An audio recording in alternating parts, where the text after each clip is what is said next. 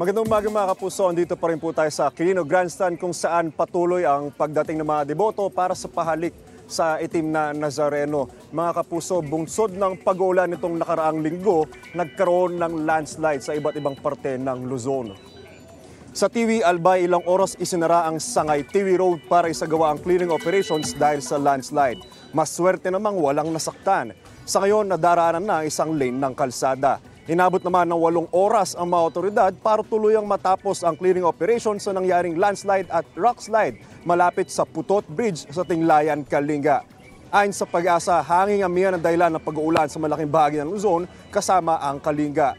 Shearline naman ang umiiral sa Albay at ipapampanay ng Bicol Region maging sa Quezon Province. Ang shearline ay pagsasulubong ng malamig na amihan at ng mainit na easterlies. Ang salubungang yan nakakalika ng maraming ulap na may daladalang ulan. Paalala mga kapuso, mag-ingat po tayo.